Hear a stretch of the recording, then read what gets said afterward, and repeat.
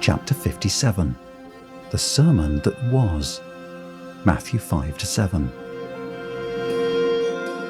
You know by now that Jesus was a baby, then a boy, then a grown man. If you've heard other parts of the story to come, you know he died and rose again. You may know that he did miracles and walked on water and upset a lot of people.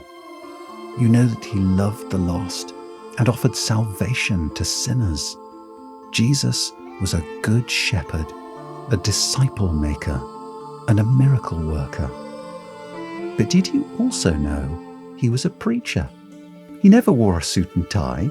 No one called him reverend or pastor. He never talked to people sitting in pews. But still, Jesus was definitely a preacher. In fact, Jesus said the whole reason he came out to do ministry was so he could preach. Jesus healed a lot of people. He cast out demons too. But if Jesus had one job he was most passionate about, it was preaching. Remember that the next time you wonder why your parents make you sit through so many sermons. The most famous sermon in the Bible, and the most famous sermon in the history of the world, is a sermon Jesus preached called the Sermon on the Mount. Now, that's not what Jesus called it. He didn't have Sunday bulletins or sermon titles to worry about, but that's what we call it, because it was a sermon Jesus preached from up on a mountain, just like Moses gave God's law from Mount Sinai. So Jesus gave a new kind of law from the top of a mountain in Galilee. The Sermon on the Mount was about a lot of things: blessing, love, prayer, and shining the light of God's glory. Those are all good. It was also about anger, pride, worry, and ignoring the wisdom of God's word. Those are all bad. Jesus gave a lot of commands as a preacher, and we need to follow those commands.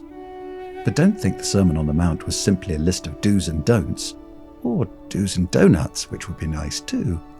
Unlike all of our sermons, the point of this preaching was actually the preacher. You will have blessing because of me. You will be judged by me. You must build your life on me. When Jesus preached, the sermons were most of all about Jesus. You know what impressed people most about Jesus the preacher? Not his stories, not his smarts, not his smile. It was his authority. He spoke like he was from God, or actually, like he was God. And so people listened, sometimes to roll their eyes, sometimes to believe, but always they heard about Jesus. He was the center of the sermon, just like he should be today.